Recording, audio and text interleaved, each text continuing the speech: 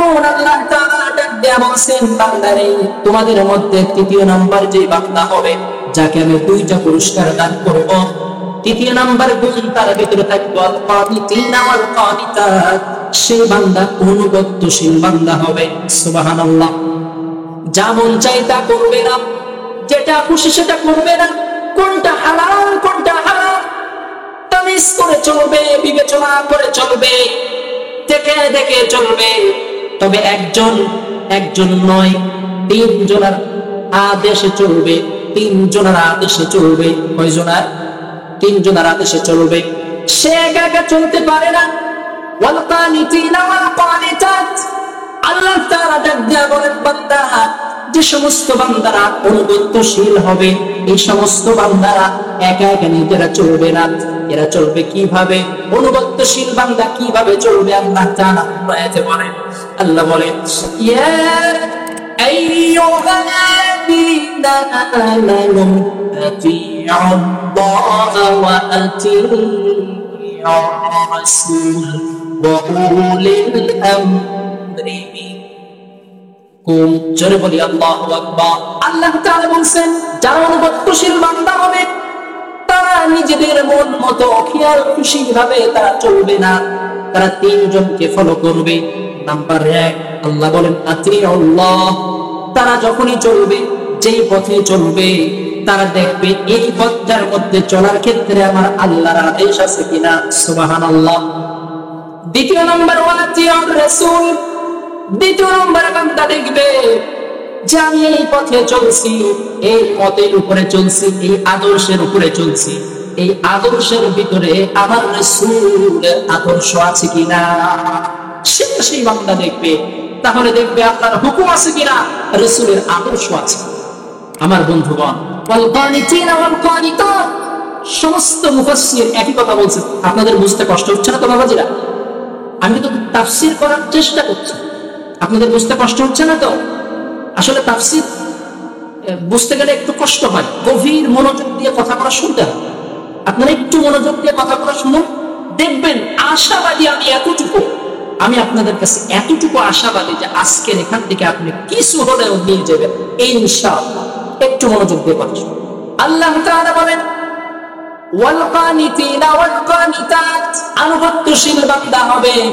বান্দার ভিতরে, বান্দির ভিতরে 3 নাম্বার গুণ থাকবে। সেই বান্দাগুলো আনুগত্যশীল হবে।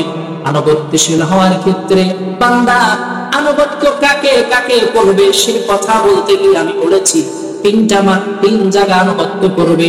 নাম্বার 1 হলো আতিউল্লাহ, 1 নম্বরে বান্দা আনুগত্য করবে কার?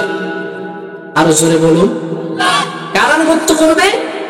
1 নম্বর আতিউল্লাহ, আল্লাহর আনুগত্য করবে। ওয়াতিউর রাসূল, দ্বিতীয় নম্বরে বান্দা রাসূলের অনুসরণ করবে, রাসূলকে আনুগত্য করবে, রাসূলকে ইত্তেবা করবে, রাসূলের আদর্শগুলো মানবে। রাসূলের আদর্শ বাহিরে কোনো আদর্শ না। রাসূলের আদর্শের বাহিরে যতগুলো আদর্শ পৃথিবীতে ছিল, লেনিন কার্ল মার্কসের আদর্শ, ত্রিপিটকের আদর্শ, যতগুলো আদর্শ পৃথিবীর জমিনে ছিল, একটা আদর্শের মধ্যে কোনো সফলতা নাই। সফলতা কেবলমাত্র আমার রাসূলের আদর্শ মানার ভিতরে। জোরে বলে সুবহানাল্লাহ। আদর্শ মুজিবের নয়, আদর্শ জিয়ার নয়, কোন ব্যক্তির আদর্শ নয়, একমাত্র আদর্শ হবে আমার নবী। সুবহানাল্লাহ। কার আদর্শ মানবে? আমার রাসূলের আদর্শ মানবে। এছাড়া দ্বিতীয় কোনো ব্যক্তিকে আদর্শ মানবেন না, আইডল মানবেন না। আমার বন্ধুগণ, রাসূলের আদর্শকে কেন মানবেন আপনি? রাসূলের আদর্শ মানার ভিতরে সফলতা কেন? আপনাদেরকে একটা মেসেজ দিন, আপনারা সুন্দরভাবে বুঝবেন।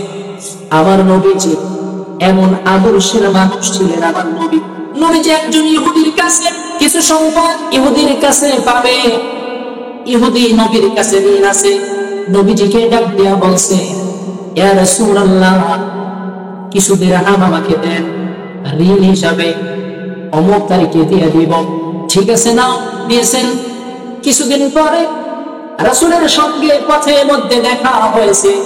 পথের মধ্যে রাসূলকে দেখে ইহুদি ডাক দিয়া বলছে, ও নবী মুহাম্মদ, অনেকদিন আগে তোমার কাছ থেকে কিছু ঋণ নিয়েছিলাম, সেই ঋণের টাকাটা আজকে আমার হাতে জমা হয়েছে, এখন তোমাকে দিতে চাই। তুমি এখানে দাঁড়াও, আমার বাসা একটু সাইডে, আমি বাসার থেকে টাকাগুলো এনে তোমাকে দিচ্ছি। আমার নবীজি দাঁড়িয়ে থাকলেন। ইহুদি কথা দিয়েছেন, রাসূলকে বলেছে তুমি এখানেই দাঁড়াও, এখান থেকে যাবে না, আমি টাকা নিয়ে বাসার থেকে আসবো। ইহুদি গেছে বাসায়। বাসায় যাওয়ার পরে ঘটনাক্রমে বাসায় যাওয়ার পরে ইহুদিরা আর মনে নাই, রাসূলের কথা ভুলে গেছেন। একদিন নয়, 2 দিন নয়, 3 দিন পরে ওই ইহুদি আবার ওই পথ অতিক্রম করে চলছে। চলার সময় দেখে আমার নবীজি যেখানে দাঁড়াতে বলেছিলাম ওইখানে এখনো দাঁড়িয়ে আছে। আর আস্তে বলে সুবহানাল্লাহ, আর আস্তে বলে সুবহানাল্লাহ। কখন কি আমারটা বললো না আপনারটা বললো? মুসলমান সুবহানাল্লাহ আলহামদুলিল্লাহ কোথায় বলতে হবে এটাও জানি। আমার বন্ধুগণ, রাসূল একদিন 2 দিন নয়, কতটা দিন? 3টা দিন পর্যন্ত রাসূল সেখানে দাঁড়িয়ে আছেন। ইহুদি ভয়ে ভয়ে ভয়ে কাতর হয়ে রাসূলকে ডাক দিয়া বলছেন, ইয়া রাসূলুল্লাহ, ও মুহাম্মদ, তুমি কি এখানে দাঁড়িয়ে আছো?